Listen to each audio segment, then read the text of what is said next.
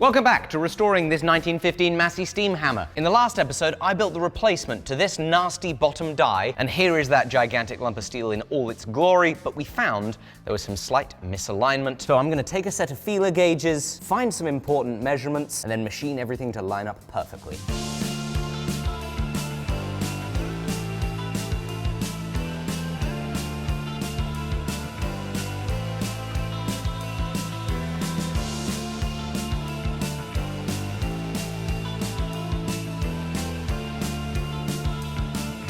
In order to deck the top of this die so that it lines up flat with the bottom die, I've got it set up like this. I have little spacers that match the measurements of gappage that we took. Thanks to 3 leveling screws, we've been able to twist this thing up so that now when we take a cut across here, it should line up perfectly with how the bottom die sits. Oh, bloody result. How good is that? I don't think that can be better. There's no gap top and bottom. It's not twisted. Now all I need is a key for that bottom die. You know the drill. Much the same as the one we made up here. But one interesting thing to note is, on our top die, I made it so that there was air and clearance at this tongue of the dovetail, and it was contacting here on the sides, but I've made it the opposite on the bottom die. Here I went with clearance on the sides, but contact on the bottom of the dovetail. And both of those decisions were made in order to kind of maximize the surface area, be able to spread the load from hammering to as much material as possible. And in both cases, that needed to be done opposite. What you got?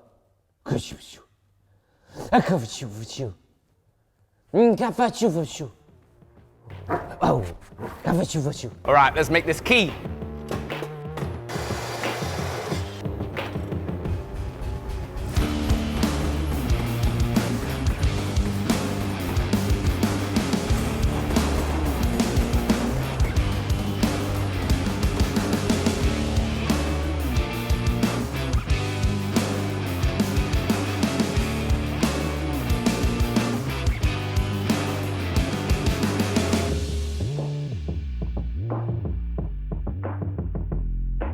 Right, we're almost there on our key fit-ups. Just a little bit of hand filing to go. What I'm trying to make sure is that we get as much surface area contacting the innards of our dovetail as possible. That way we can really distribute any wear that's happening over as much of the key and over as much of the anvil and die block as possible so that it lasts a long time. See that little mark right there? That's where we're aiming.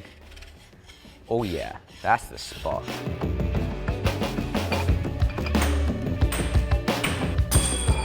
Now I'm going to clean up the ends.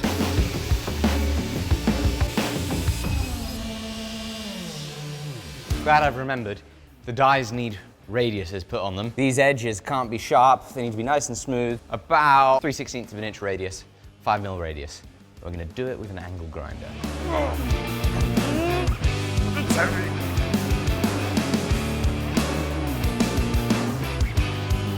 Let's talk grinding discs, folks. I'm about to share something that we figured out back in the day when we were doing the finishing on our steel anvils. Because you see, we had to do this radius right here, and the guys working on it had to make it bloody fabulous. And they did. And it was because we found some handy improvements to what abrasives we should use for it. You see me use a flap disc. You've probably used a flap disc. You can get it absolutely anywhere. It has its benefits, but one of its downsides is it's really, really spongy. And there's a very, very small contact area when you're grinding. So if I've got to make a really nice, consistent radius here, this is going to be swimming up and down and rolling over the place, as compared to if we had a big file on it, we could get a much straighter radius. That is where this comes in. Search term fiber disc, 4.5 inch fiber disc, what is it, backing something? Backing pad. You see, you get a much wider surface area, goes on your angle grinder, slap that on, and I think this is an addition in your angle grinding abrasive set that you will be glad to have invested in.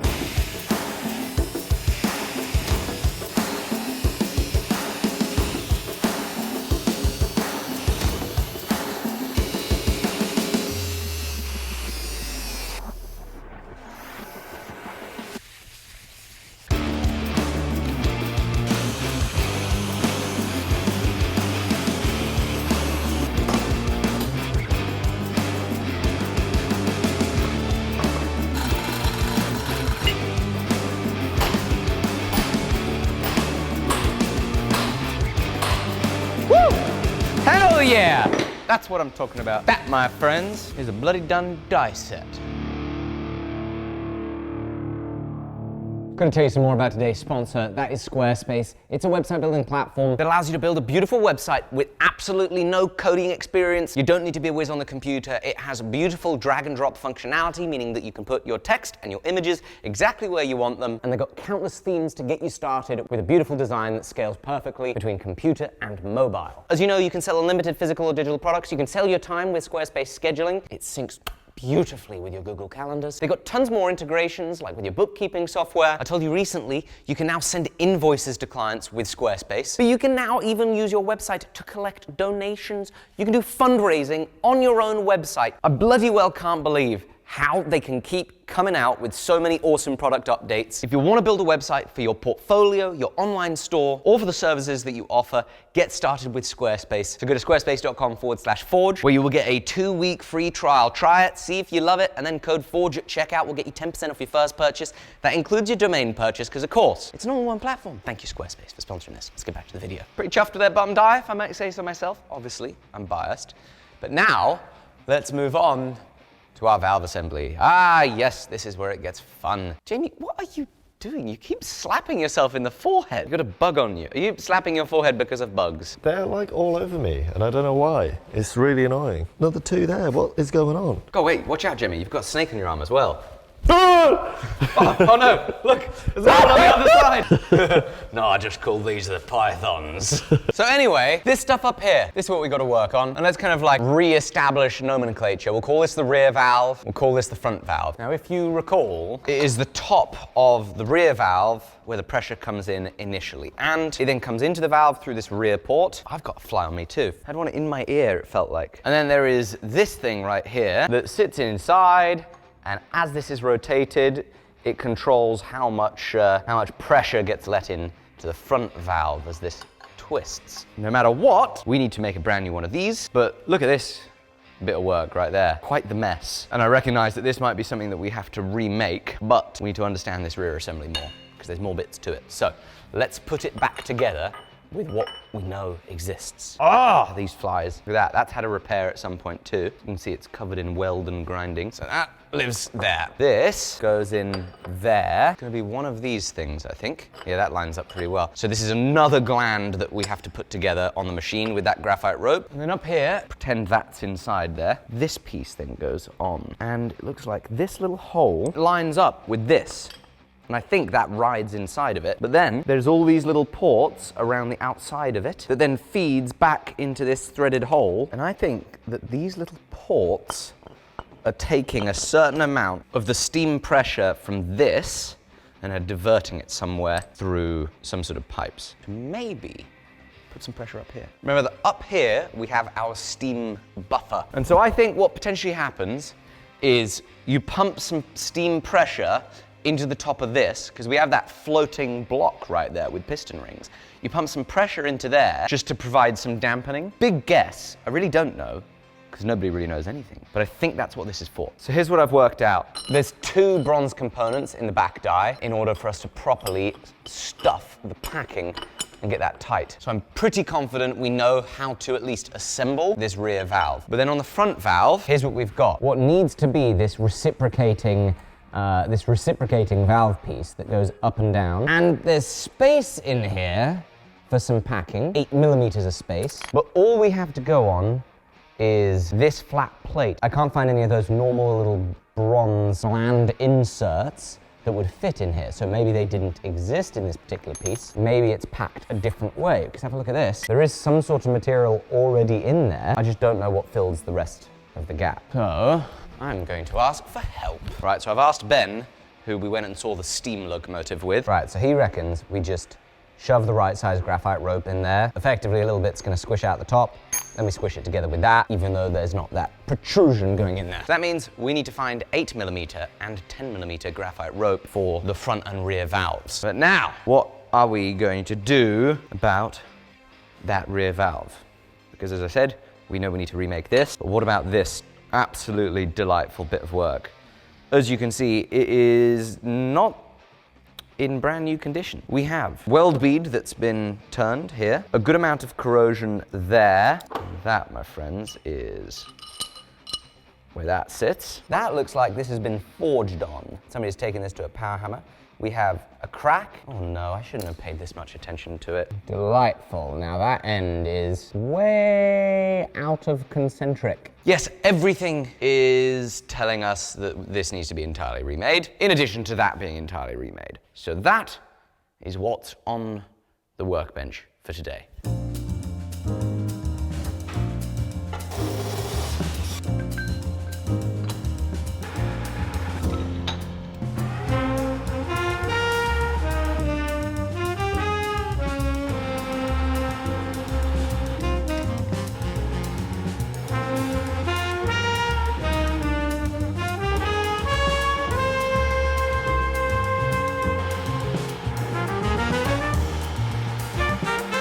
Righto. So as you can see, we've made progress here. This is finished, this is finished. This needs machining on the mill.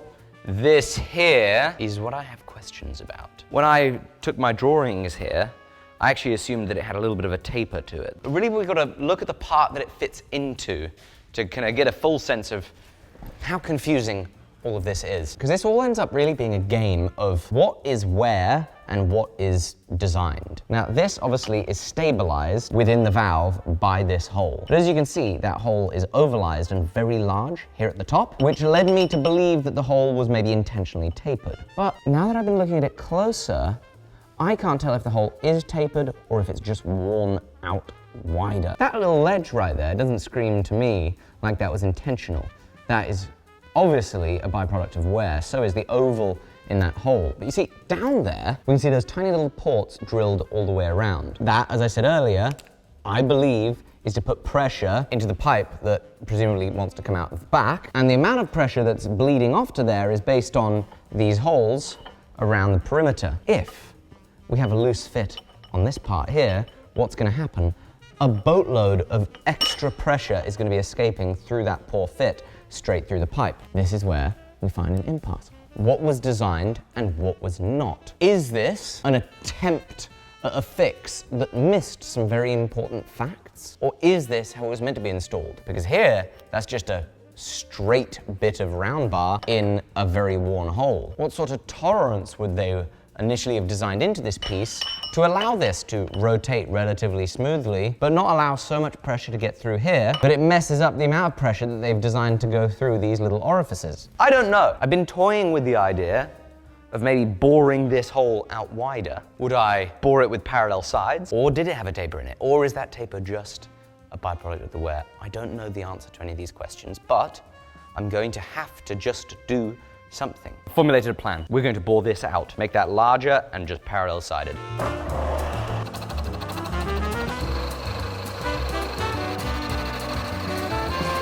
All right, that should do. That means I can now take this out. All right, fingers crossed. Oh yeah! It's so old by now, isn't it? It's timeless though. You think? It's timeless. I think it'll never end up. Never, never not be funny. No. To put something inside of something and just, oh yeah. You know what won't? Oh yeah? This right here won't fit. So we made this a little bit larger so that we could bore these out, and then it'll hopefully fit on the shaft and we can do a test fit.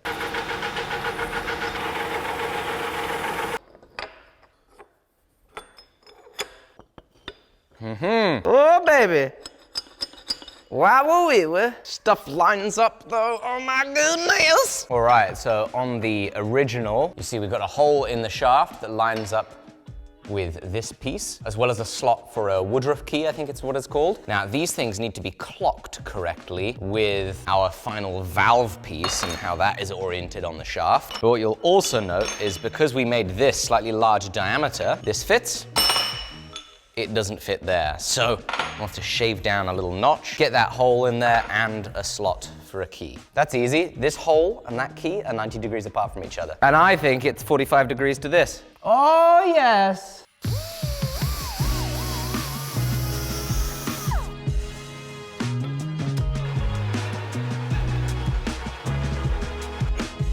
Oh, yeah! All right, chaps and chapettes. We get to do something for the first time. Always a highlight of my day here. Now, you've seen me use this thing before. On many an occasion, it is awesome. It is a little indexing head for the mill. It means that we can rotate stuff. It's how I cut the teeth on the gears inside my Damascus steel socket wrench. But can you imagine the utter laugh it would be if we tried to machine all these features with it sticking out like that? It'd be a bit wibbly wobbly. But you see, in the box when it arrived was this little thing. It almost looks like an anvil, actually. You know what I mean? This, to the indexing head, is identical to that to the lathe. It is a tailstock. Now on the lathe, because we're spinning things very fast, we have what's called a live center. The center on the tailstock is able to spin. And here we just have a fixed center because, of course, not doing very much spinning there, so there's no need for bearings. But what is going to be quite interesting is on the lathe, until we're trying for crazy accuracy, I don't have to mess with any adjustments on this tailstock. I'm just going to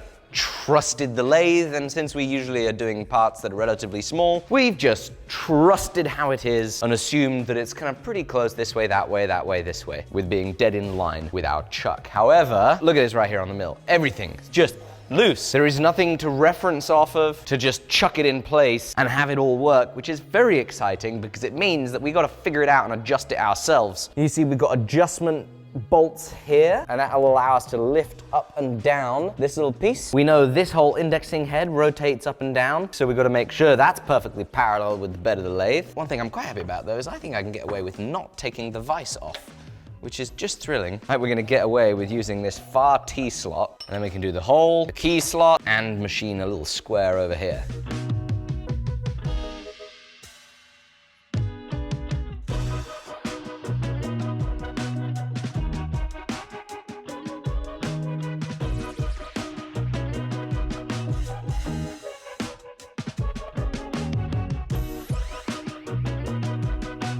Right, so with our shaft finished, I think we should do a little test fit up and have a look at what has arrived. This. It is not a delightful new bit of licorice. It's some more graphite rope. We can go ahead and do a proper test fit up with the graphite rope to prove whether this actually works or whether I've screwed it up. Push that in. Now this. Oof, doesn't really fit. Hang on, maybe I need to rolling pin this stuff. Are you the way that you are? This goes on. This goes on. Okay, why do you not go on now?